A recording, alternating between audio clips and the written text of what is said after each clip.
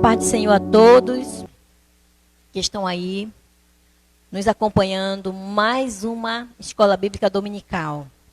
Que o Senhor venha lhe abençoar, lhe guardar, e o Espírito Santo de Deus venha iluminar a sua mente para compreender mais sobre a palavra de Deus.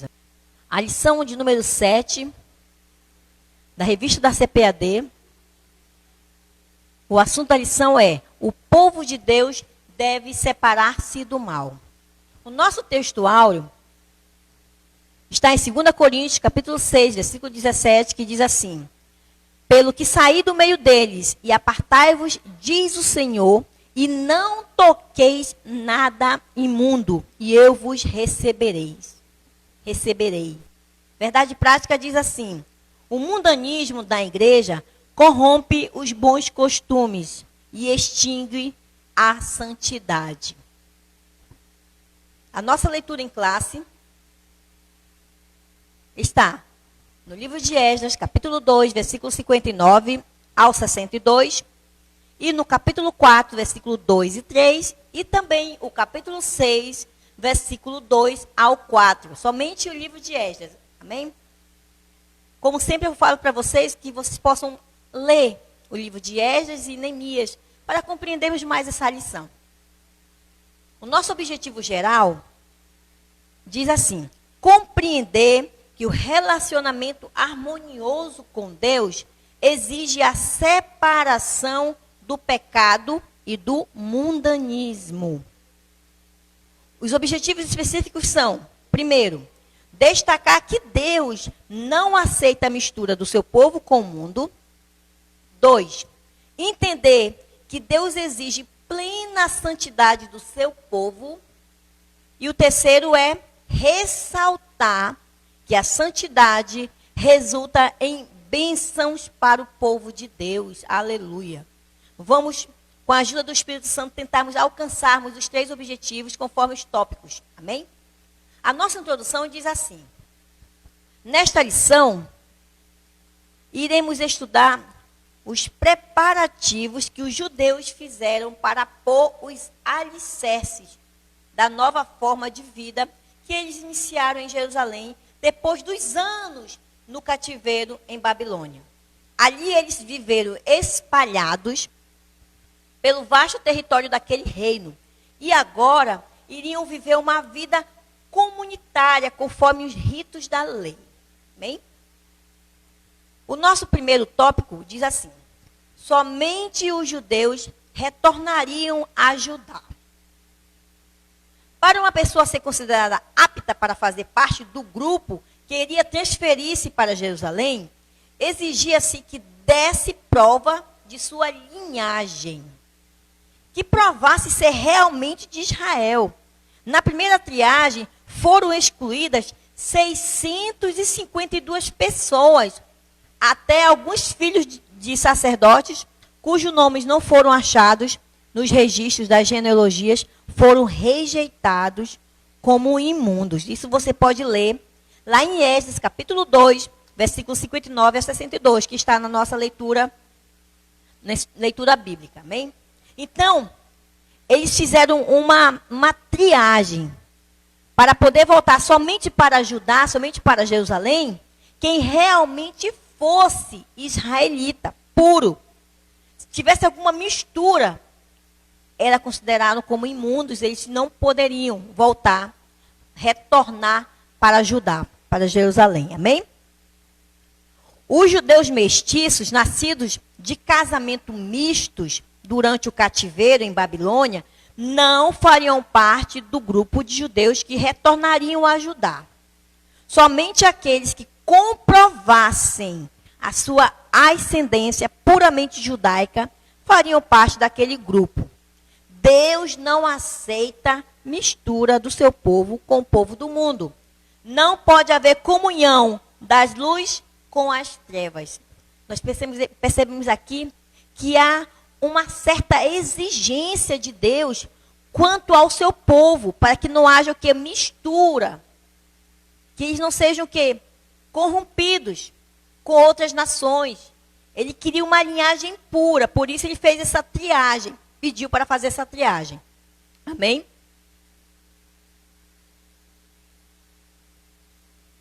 A história de Israel registrava uma amarga experiência neste sentido.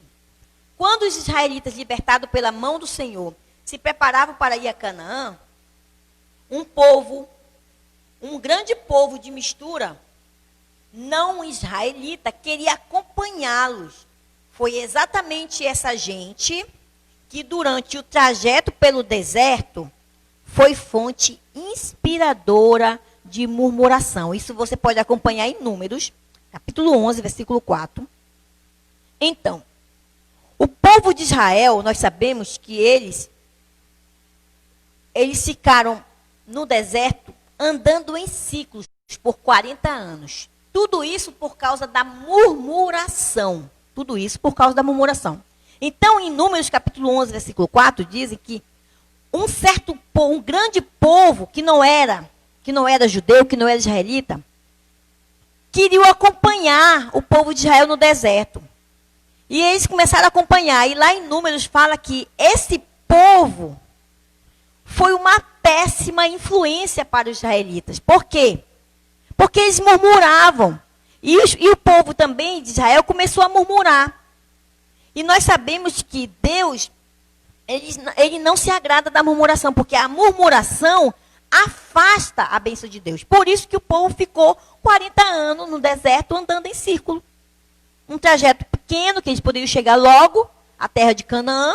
Ficaram 40 anos por causa da murmuração que era grande. Então, enquanto a gratidão atrai a bênção de Deus, como é bom nós termos gratos, não é verdade? A murmuração, ela afasta as bênçãos de Deus para a nossa vida. Louvado seja o nome do Senhor. Então, por isso nós sabemos que o povo de Israel, todas as vezes que eles murmuravam, eles retardavam a chegada à terra prometida. E isso por causa de influência de povos que não eram judeus, que acompanhavam, influenciavam os israelitas a murmurarem. Por isso o cuidado de Deus, para não haver essa mistura com o seu povo.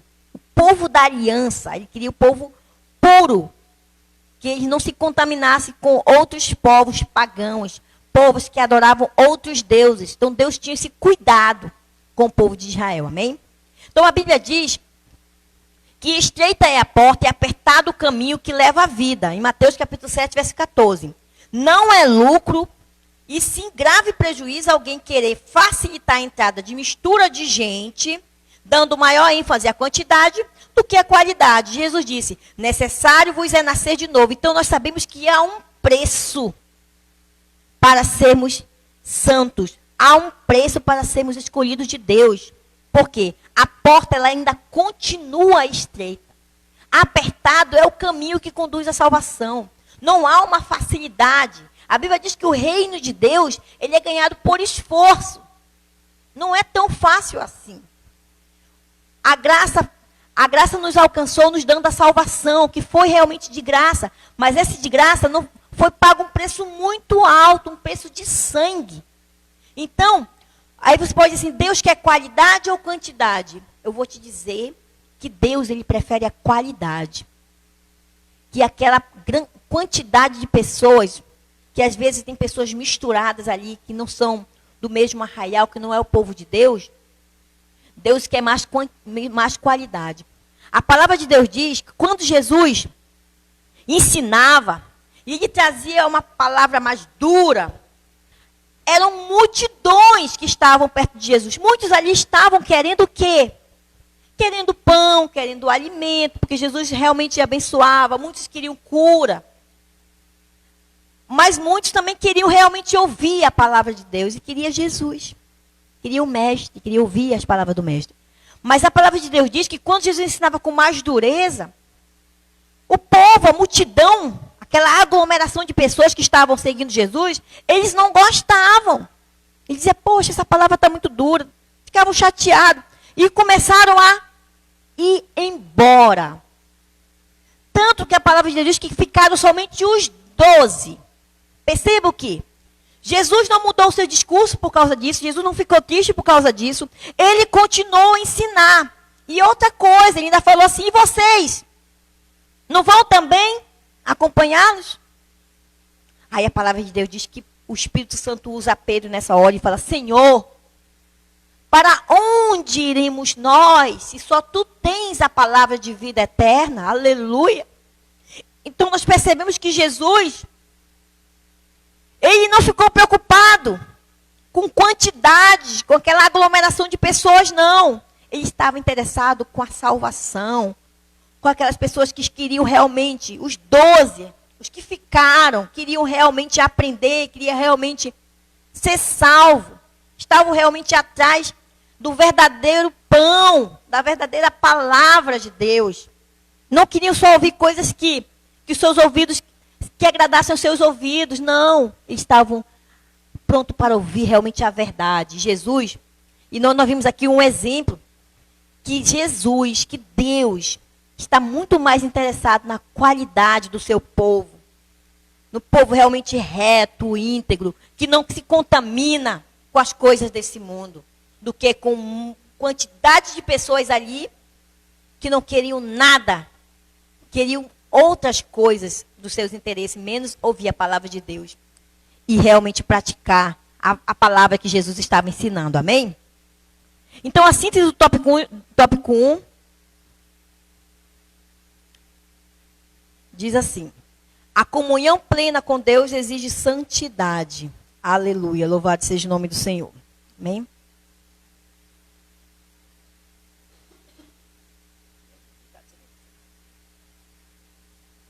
Então, a síntese do tópico 1 diz assim: Deus não aceita a mistura do seu povo com o mundo. Então, nós vimos que Deus, ele não só quer prioridade. Deus, ele quer exclusividade. Nós somos propriedade exclusiva de Deus. Você é propriedade exclusiva de Deus. Você não tem que só dar o primeiro lugar para Deus, você tem que ser exclusividade. Deus tem que ser exclusivo na sua vida. Louvado seja o nome do Senhor. Por isso que ele não quer que nós nos contaminamos com o mundo. Amém? Por isso ele tinha cuidado com o seu povo. Glória a Deus.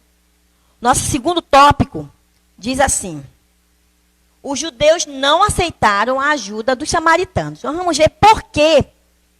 Quando eles voltaram para Jerusalém, os israelitas, os puros, né, que comprovavam realmente a sua linhagem, eles não aceitaram a ajuda dos samaritanos. Vamos saber por quê. Primeiro tópico. Primeiro subtópico diz assim: quem eram os samaritanos? Vamos ver quem eram os samaritanos. Os samaritanos eram uma mistura de gente, na sua maioria de origem pagã. Este povo apareceu depois do ano 712 a.C., quando o reino de Israel foi derrotado pelo exército de Sargão II e as 10 tribos do norte levadas cativas para a Síria por ordem do rei da Síria, foram trazidos povos de Babel, de Cuta, de Ava, de Emate, de Serfavaim, e habitaram cidades de Samaria. Quer dizer, todos esses povos pagãos, eles habitavam na cidade de Samaria. Então houve que uma mistura de povos idólatras e habitavam ali em Samaria, em lugar dos sacerdotes. E tomaram Samaria em herança e habitaram em suas cidades. Então nós vimos que houve uma invasão de povos pagãos na cidade de Samaria. Agora você vai entender por quê. Quem eram os samaritanos, que era um povo mestiço, que não eram judeus puros, eram uma mistura de vários povos idólatras, pagãos, e eles habitavam ali no lugar do sacerdote em Samaria. Isso você pode ver em 2 Reis, capítulo 17, versículo 24. Aí nós temos um exemplo bíblico, lá em João, capítulo 4, versículo 9, no contexto ali da mulher samaritana, nós vimos que o Senhor pede água para a mulher samaritana, uma história que todos nós conhecemos.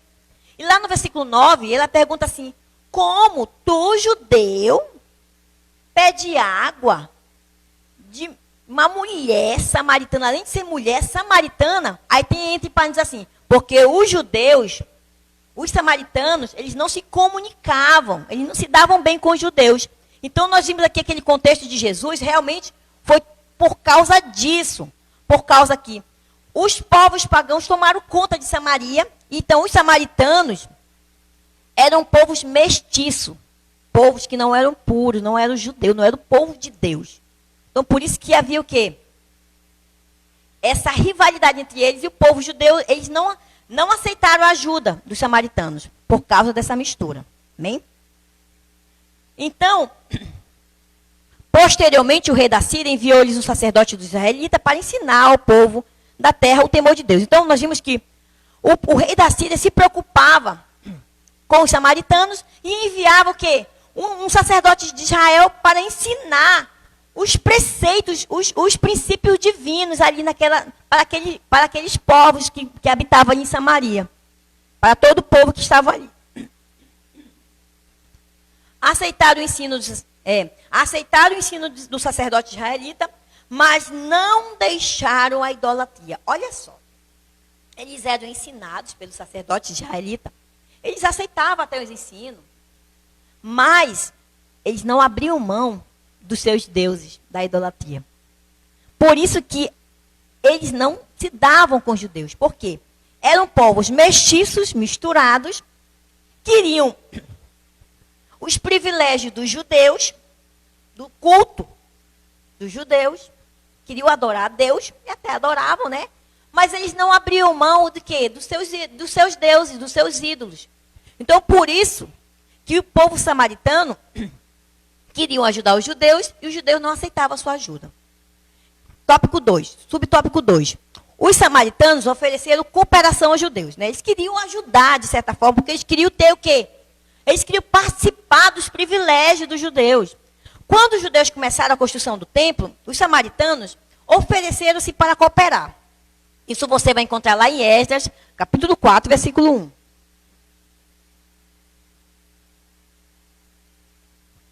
Os judeus, porém, rejeitaram firmemente a proposta. Lá em Esdras, capítulo 4, versículos 1 ao 3, fala sobre essa rejeição dos judeus quanto à iniciativa de ajuda, de cooperação dos samaritanos. Igualmente, da construção dos muros. Então, tanto o templo quanto o muro de Jerusalém, eles não aceitaram. E a ajuda, a cooperação dos samaritanos foi recusada. Em Neemias, capítulo 6, versículo 2 e 3, também fala sobre essa rejeição aos samaritanos, né, do povo judeu. Essa atitude é bíblica, olha só. Por mais que você perceba assim, poxa, mas por quê, né? O povo era muito orgulhoso.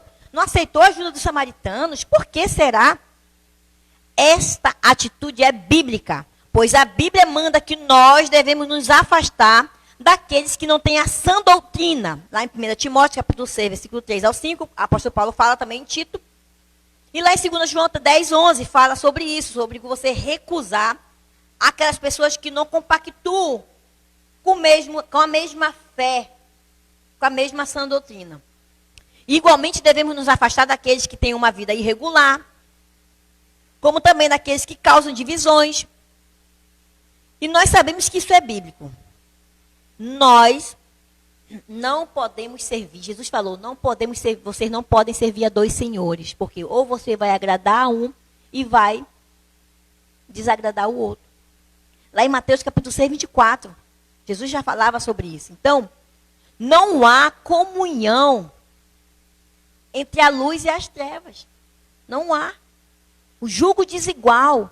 Às vezes você diz assim, quando você começa a andar com uma pessoa que é mal, influência, você vai se tornar, tem um ditado que diz assim, me diz com quem tu andas, que eu digo quem tu és.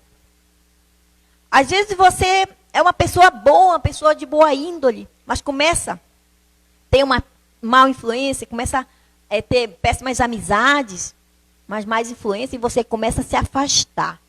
Começa a caminhar para o mau caminho também. Então, Deus tem um cuidado especial com o seu povo. O povo da aliança. O povo que Deus tirou com mão forte, com mão poderosa, lá do Egito, para formar um povo puro, um povo de propriedade exclusiva dele. E nós, como igreja, nós somos esse povo. Então, Deus não quer que nós nos contaminamos com as coisas desse mundo. Então, às vezes, os templos, as igrejas estão cheias de pessoas milhares de pessoas, mas muitos dali não estão em comum acordo com a palavra de Deus. E com isso nós vimos o quê? O sofrimento da igreja. As bênçãos de Deus não são derramadas na igreja. As maravilhas de Deus, os milagres de Deus não acontecem mais. Por quê?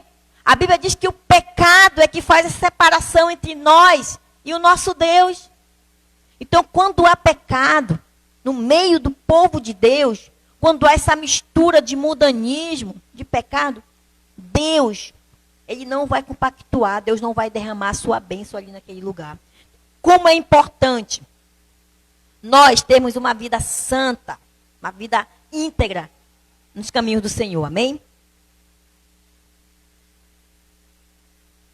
Nosso terceiro subtópico diz assim: os samaritanos procuraram apresentar-se com os judeus. Casaram com as filhas dos judeus e deram filhas aos judeus em casamento. Alguns caíram nesta armadilha, lá em Esdras, capítulo 9, versículo 2. Este assunto é tão sério e importante que merece um estudo separado. O que iremos fazer na lição número 12? Então, a lição número 12, nós estamos na 7 ainda, na 12, nós vamos falar com essa mistura, que mesmo o Senhor não querendo, Deus abominava que eles se juntassem com os povos pagãos, houve casamentos entre as filhas dos judeus com outros povos. Houve essa mistura na linhagem de Israel. Mas isso foi tão sério que na lição 12 nós vamos tratar sobre isso. Então não perca, já peço para vocês já não perder a lição número 12. Amém? E 4 subtópico diz assim: os samaritanos tornaram-se inimigos dos judeus. Por que os samaritanos tornaram-se inimigos dos judeus? Letra A. Os samaritanos invejaram os judeus.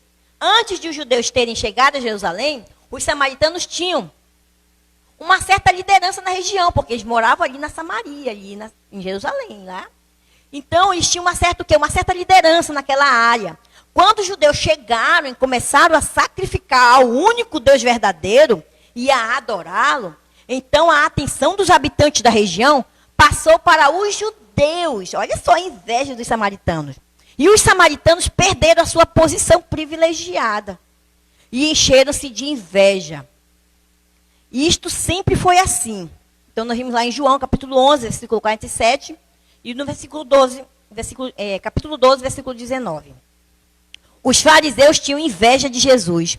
Os sacerdotes tinham inveja da igreja. E assim por diante. Então, eles dominavam aquela área. Quando os judeus voltaram para Jerusalém, a primeira coisa que eles fizeram foi o quê?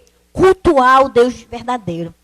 Então, todas aquelas pessoas começaram o quê? A voltar os olhos para os judeus. Então, os samaritanos perderam aquela posição que eles tinham antes, que eles dominavam a área.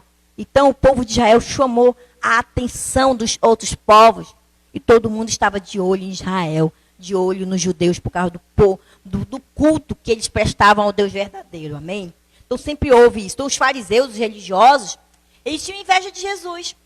E sempre aconteceu isso. Os sacerdotes tinham inveja da igreja. Então, o povo de Deus, ele chama a atenção. Por isso que os samaritanos, eles tinham o quê? Os judeus como inimigos, eles não se davam bem. Como nós vimos na parte lá do contexto da história da mulher samaritana com Jesus, amém? E letra B, os samaritanos imaginaram que se conseguisse associar-se aos judeus, gozariam do mesmo prestígio que estes. Quando os judeus não aceitaram nada da parte dos samaritanos, nem ajuda, o ódio velado transformou-se em inimizade declarada. Então, agora nós entendemos por que os samaritanos tinham raiva dos judeus. E por que os dois, judeus e samaritanos, não se davam bem? Né? Na história lá da mulher samaritana. Por quê? Porque os samaritanos tinham inveja dos judeus, porque eles habitavam e dominavam aquela área. Quando o povo judeu veio do cativo da Babilônia, retornaram para Jerusalém, eles tomaram de conta de Jerusalém e começaram a adorar a Deus. E toda a visão, todo o prestígio foi voltado para Israel, para os israelitas, para os judeus ali. E os samaritanos perderam o seu domínio. Então eles tinham raiva. E eles achavam que se eles conseguissem se associar com os judeus, eles iam ter o mesmo privilégio, eles iam gozar do mesmo prestígio que os judeus. Mas os judeus não aceitaram nenhum tipo de ajuda, nenhum tipo de comunhão com os samaritanos. E isso nos mostra que nós devemos ser separados do pecado. Nós não devemos compactuar com nada do mundo. Por quê? Nós não devemos nos conformar com esse mundo. Nós vivemos aqui, nós estamos no mundo, mas nós não somos do mundo. Aleluia. Então a síntese do tópico 2 diz assim: os samaritanos imaginaram que se conseguissem associar-se aos judeus, gozariam do mesmo prestígio que estes. Mas isso não aconteceu, porque os judeus não aceitaram a sua ajuda e rejeitaram a sua cooperação. Amém? Louvado seja o nome do Senhor. Aleluia. Glória a Deus. Vamos para o nosso tópico 3, que diz assim: Deus exige santidade do seu povo. Em toda a história do povo de Deus,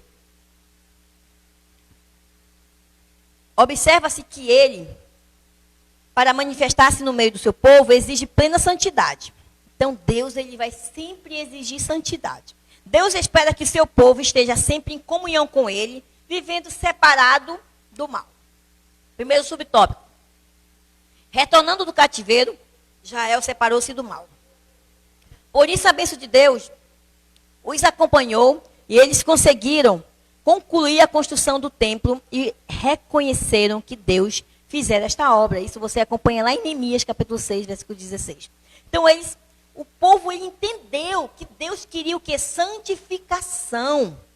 Lá no nosso segundo subtópico, diz assim: quando Josué se preparou para passar o Jordão, ele disse ao povo: santificai-vos, porque amanhã fará o Senhor maravilha no meio de vós. Então, eles tinham que entender que para Deus operar no meio do povo de Israel, no povo de Deus, eles tinham que se santificar, que se separar do mal. E hoje não é diferente. Para que nós possamos alcançar as bênçãos de Deus, alcançar os milagres de Deus, para que Deus venha trabalhar no nosso meio, para que Deus venha derramar suas bênçãos e fazer maravilha no meio do povo de Deus, nós temos que nos santificar. Temos que nos aproximar mais de Deus. Temos que nos achegar mais a Deus, buscar a Deus enquanto nós podemos encontrá-lo, enquanto nós podemos achá-lo. Louvado seja o nome do Senhor. E o Senhor vai começar a liberar e a manifestar e derramar as suas bênçãos sobre nós. Aleluia. Nosso terceiro subtópico diz assim: o anjo do Senhor visita o acampamento israelita. Antes de iniciar a conquista de Canaã, Josué recebeu a visita de um anjo. Josué então lhe perguntou: o que diz meu senhor ao teu servo? E a resposta que recebeu foi: descalça os sapatos dos teus pés, porque o lugar em que estás é santo. Olha só, nós vimos que o anjo falou para Josué para que ele venha se descalçar, está falando de santificação. A mesma coisa, quem não lembra lá de Moisés, no meio da sarça, que diz: tira as sandálias dos teus pés, Moisés, porque o lugar em que tu pisas é terra santa. Então, quando nós estamos na presença do Senhor, nós temos que nos descalçar todos os nossos sapatos. Está falando de pecado, está falando de imundícia, está falando de separação. Santificação é quando nós nos separamos e nos consagramos para Deus, para que Deus possa o quê? Fazer morada dentro de nós, amém? Então, tem que haver essa separação, tem que haver essa santificação para que o Senhor venha derramar suas maravilhas e venha nos abençoar, amém? O quarto subtópico diz assim: Israel é derrotado pela pequena cidade de Ai. Quando Josué, com o rosto em terra, perguntou ao Senhor o porquê daquela derrota, o Senhor respondeu: santificai-vos para amanhã. Então, em Josué capítulo 7, versículo 11, conta essa história, do versículo 11 e versículo 13, do anátema. Há no meio de vós, Israel, diante dos vossos inimigos, não podereis suster-vos. até que tireis o anátema no meio de vós. Quer dizer, tinha um pecado, o pecado descoberto foi desarraigado. E então disse a Josué, levanta-te e sobe a Ai. Olha que te tenho dado na tua mão o rei de Ai, e o seu povo, e a sua cidade, e a sua terra. Então, só houve essa vitória quando Josué tirou a maldição, tirou o pecado que estava ali no meio do povo. Isso você pode acompanhar em Josué capítulo 8, capítulo 7 e capítulo 8, versículo 1. Então, Deus exige santificação de seu povo para poder operar no meio dele. Então, quando nós vemos hoje que muitas das vezes as maravilhas de Deus, os milagres de Deus não acontecem no meio da igreja, no meio do povo de Deus, porque há pecado. E eu continuo a falar que a Bíblia diz que o que faz separação entre nós e o nosso Deus são os nossos pecados. Amém? Então tem que haver a santificação. A síntese do tópico 3 diz assim: Deus espera que seu povo esteja sempre em comunhão com Ele, vivendo separado do mal. Então é isso que Deus quer, é isso que Deus espera de nós. Separação, santificação. Lá em Hebreus fala, seguir a paz com todos e a santificação sem a qual ninguém verá o Senhor. Olha a importância da santificação. Amém? Glórias a Deus, aleluia. Então, vamos para o nosso tópico 4, que diz assim: devemos manter uma vida de separação do mal. Então, nosso último tópico diz que nós devemos manter uma separação do mal. Quando fala do mal, está falando de tudo que desagrada a Deus. Toda imundícia, todo o pecado. O primeiro subtópico diz assim: os judeus mantiveram-se separados dos samaritanos. Se os judeus tivessem aberto a porta para uma união com os samaritanos, estes provavelmente teriam mostrado afáveis e pacíficos logo no início, mas teriam perturbado a união que havia entre os judeus. Teriam participado do culto dos judeus e afastado a presença do Senhor, uma vez que Deus não se une à idolatria. Vale a pena manter a separação comum. Então, olha só, se os judeus aceitassem essa ajuda, os samaritanos iam se chegar devagarzinho, como quem não quer nada. E até mostrar um pouco de solidariedade, de ajuda, de amizade, de amor. O que ia acontecer? Os samaritanos, eles eram povos mestiços e eles adoravam a Deus, mas também tinham seus deuses. Eles adoravam os seus ídolos. E se os judeus aceitassem, o que ia acontecer? Aconteceria que eles iam acabar influenciando o povo judeu a adorar também aos seus deuses. Então, mas Deus, ele não se une à idolatria. Deus, ele não divide a sua glória com ninguém. Deus, ele quer exclusividade. Deus quer prioridade na nossa vida.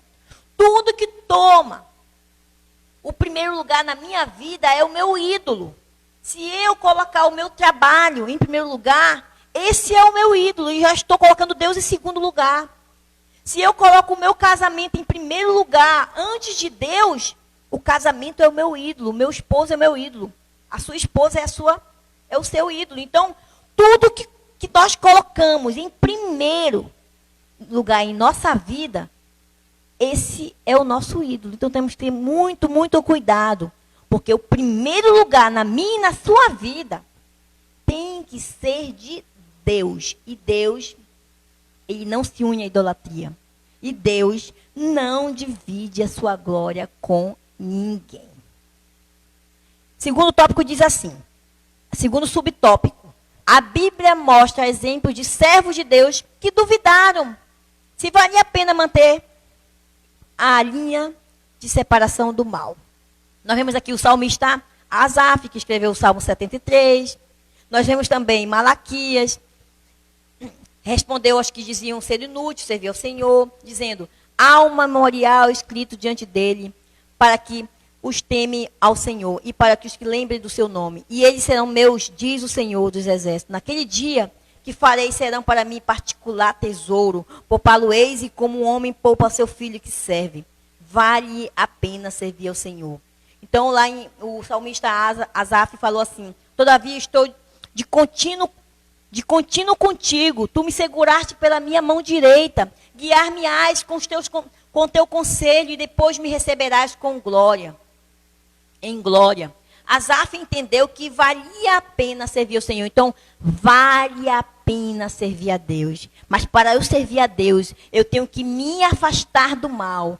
Eu tenho que me santificar, procurar ter intimidade com meu Deus. E para que eu possa ter essa intimidade, eu tenho que me separar do mal. Eu tenho que ser sal. Eu tenho que ser luz nesse mundo. Porque nós somos o sal da terra e nós somos a luz do mundo. Nós somos um povo separado. Nós somos um povo diferenciado. Por quê? Nós somos os melhores? Não. Porque a misericórdia de Deus nos alcançou. Aleluia. Louvado seja o nome do Senhor. Terceiro subtópico diz assim: devemos viver conforme a vontade do Senhor, para que no tempo que vos resta na carne, não vivais mais segundo as concupiscências dos homens, mas segundo a vontade de Deus. 1 Pedro, capítulo 4, 2. Qual seria, então, a vontade de Deus para conosco? Qual seria a vontade de Deus para conosco? A resposta a Bíblia diz: esta é a vontade de Deus, a vossa santificação. Olha só, em 1 Tessalonicenses, capítulo 4, versículo 3. A vontade de Deus é a nossa santificação. Porque quando nós estamos separados do pecado, nós temos comunhão uns com os outros, nós temos comunhão também com Deus. Já observamos que santificação significa uma vida que se abstém das coisas que não agradam a Deus, conforme a palavra. Apartai-vos, diz o Senhor, e não toqueis em nada imundo, que é o nosso texto áureo, que está em 2 Coríntios, capítulo 6, versículo 17. Então Deus fala: apartai-vos, não toques em nada que é imundo. Ou seja, não vive pecando. Você tem que viver uma vida de santidade. Procurar viver uma vida de santidade na presença de Deus. Aleluia.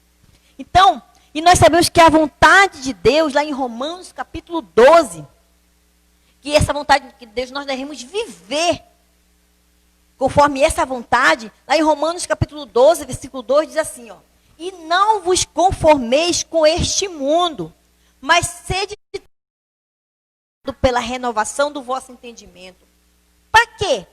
Para que vocês saibam, para que vocês possam experimentar qual seja a boa, a agradável e perfeita vontade de Deus. Então, a vontade de Deus, como o apóstolo Paulo fala em Romanos, ela é boa, ela é perfeita e ela é agradável, irmão. Deus só quer o melhor para a minha vida, Deus só quer o melhor para a sua vida. Então, vamos viver conforme a vontade de Deus, porque o melhor lugar para eu e você estarmos é no centro da vontade de Deus. Esse é o lugar para nós estarmos. O centro da vontade de Deus. Então, o nosso quarto subtópico e último diz assim: bênçãos acompanham os que vivem conforme a vontade de Deus. Deus garante aos que assim vivem plena vitória contra os ataques do diabo. O crescimento espiritual deles está garantido. Lá em Colossenses capítulo 1, versículos 6 e 10. O Espírito Santo tem plena liberdade para atuar em suas vidas. E eles tornam-se preparados para serem usados por Deus em sua obra. Aqueles de Deus estão preparados para o arrebatamento. Que coisa maravilhosa. Por que eu tenho que viver segundo a vontade de Deus? Porque eu quero morar no céu, porque você quer morar no céu. Então, aquelas pessoas, nós que procuramos sempre estarmos na vontade de Deus, viver segundo a vontade de Deus, conforme a vontade de Deus, nós vamos ser arrebatados. E essa é a esperança do crente, essa é a esperança de cada cristão. É a vinda do Senhor Jesus, é morarmos no céu. Aleluia. Então, vale a pena viver na vontade de Deus.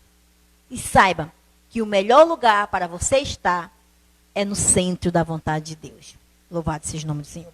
A síntese do tópico 4 diz assim: devemos andar dignamente diante do Senhor, agradando-lhe em tudo.